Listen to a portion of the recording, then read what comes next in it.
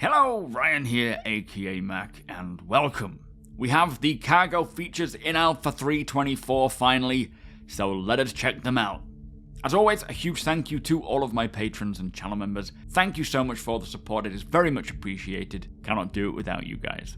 So there was a new patch on the PTU for the Evocati maybe last night or Friday night, with this one finally opening up the new cargo missions. Now, I will speak about these missions a bit more itself in a second, but unfortunately, I wasn't able to get out of my hangar as there is currently a bug where, I think due to how the hangars or the new hangars work, where they have two sets of doors, one of them is opening and one of them isn't, leaving me stuck. So I wasn't actually able to take off and get out, but I did see one of the missions, which was an entry mission for Covalex. I was at New Babbage, but the mission was for Covalex, rewarding 3,000 Alpha UEC. It would also reward you with some reputation as well, I would assume, opening up more missions. But this one required me to fly to Port Tressler above New Babbage, pick up 6 standard cargo units of quartz, and then deliver that to New Babbage. So a very simple mission that will require a tractor beam and a ship with at least a cargo hold of 6 SEU. I don't know if this particular mission delivered the boxes in singles, doubles, or 4 SU or 6 SU. I think I would have been able to choose before I requested the box, although I don't know if it is set. Now, I was very excited to finally be working as a hauler, but as mentioned, I wasn't able to leave the hangar, so I never got to experience the process of calling up the cargo from the freight elevator in the space station's instanced hangar, which, by the way, makes it now obvious to me as to what the mission-relevant item filter is for the elevator, showing you the cargo that is relevant to your mission, so separating that from others, which is very handy. And of course, if the mission did work, I would have loaded this by hand, which wouldn't take very long, especially for 6 SEU, then landed at New Babbage, loaded it into the freight elevator there, and then lowered it to complete the mission. Now, a few things to point out in the MobiGlass. There is still the usual delivery mission tab for, I believe it will be the current small box missions. These new cargo missions are found under the hauling mission tab on the MobiGlass, and to start with, I only had one available, which, as I say, was for Covalex. Likely you will unlock more as you complete more. Now also, I feel the starting mission of 6 SEU might not be ideal for everyone, as many starter ships have smaller holds, like the Cutter for example with only 4, making it not as straightforward to complete. But do remember, this doesn't mean that you can't complete the mission, as you could load as many boxes as you could fit into your hold, deliver them, and then come back and pick up the rest if you needed to. So not as efficient as chucking them all in one go, but still should be possible. Again, I need to test it to see if we can actually choose what size boxes we want that 6 SEU load to come in. If we can do it with individual doubles or whatever, then any ship should be fine, provided it has a cargo hold. But if it does just come in a single 6 SEU box, then of course you would need a ship big enough. I believe it is going to be the previous one, where you can choose and allocate what size box you want. And so if you have a cutter, you could load up 2 size 2 boxes or 1 size 4 box, drop that off, and then go back up and pick up the other 2. But thirdly, I felt a lot of excitement getting my clothes on that I would consider to be my hauling outfit for now, as I hope to unlock a uniform from the companies after grinding a bit more rep. And I was really looking forward to just going through the process of taking my time and landing and loading and then unloading and delivering. I feel the process, albeit much more long-winded than what we used to, as we have had it way easier than it should be, but I feel it will be very rewarding and interesting for many players, especially as you start getting more SEU to load, planning where it goes.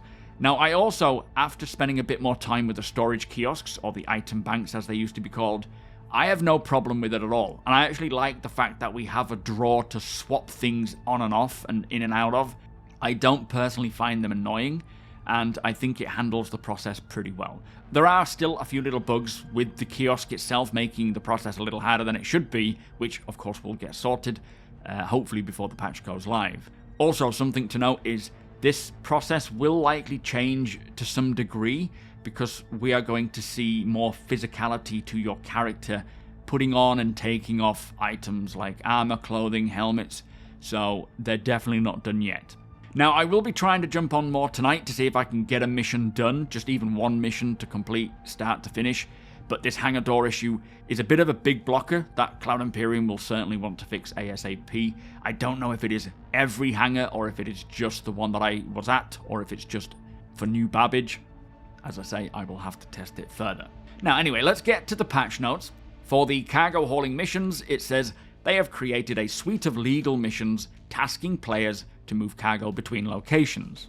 These missions generate procedurally across Stanton, utilizing jump points, Leo stations, Lagrange points, landing zones, distribution centers, and outposts, and can be completed either through the freight elevator and hangars or the cargo loading areas, which are currently exclusive to the Hull C pilots. So likelihood is most of us will be just using the hangar elevators.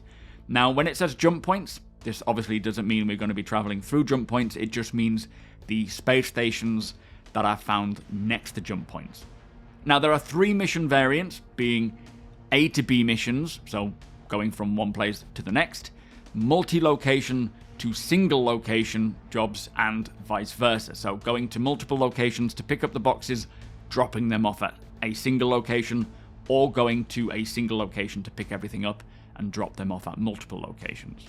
Each variant offers 3 different quantity grades, being small grade, supply grade, and bulk grade, with higher tier hauling missions being gated by reputation, requiring players to do intro and smaller grade missions to progress.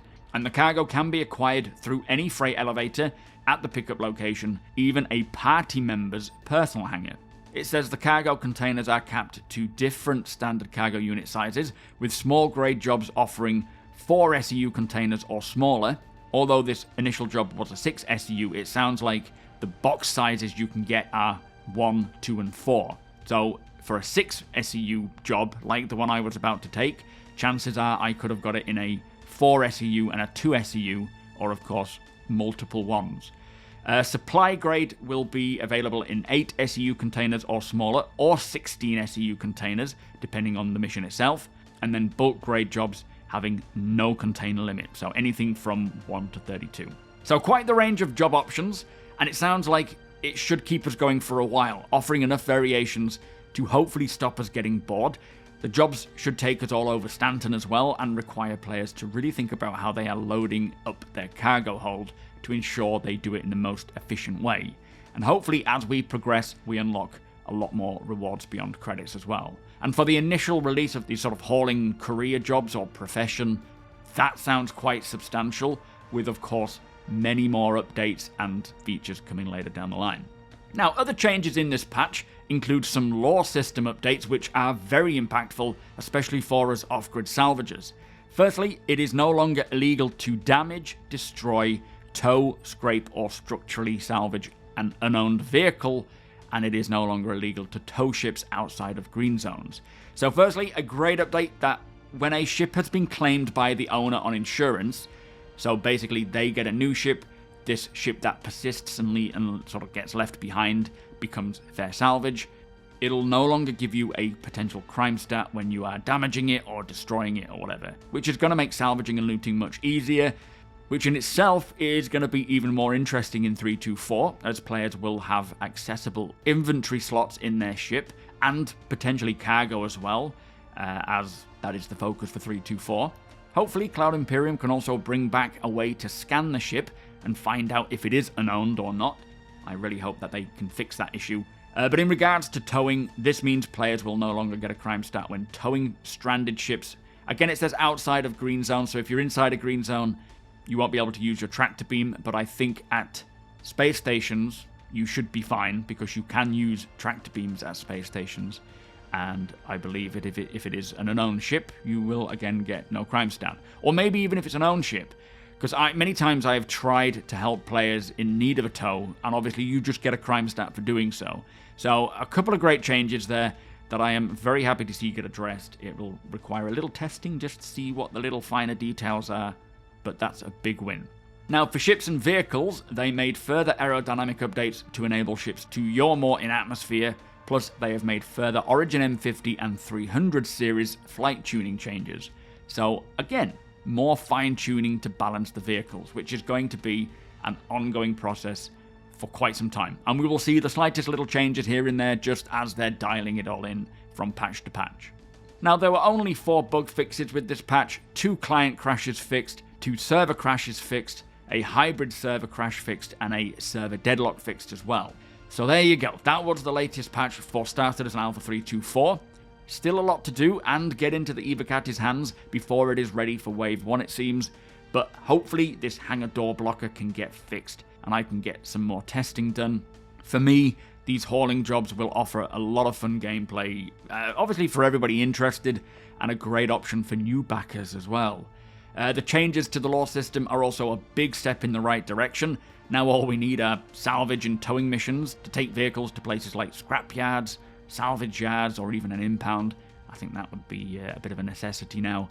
I am going to go and try Alpha 3.24 again and see if I'm able to get a little further this time. I am dying to just finish a hauling job from start to finish and see how it plays out, see how it feels. Really excited for that.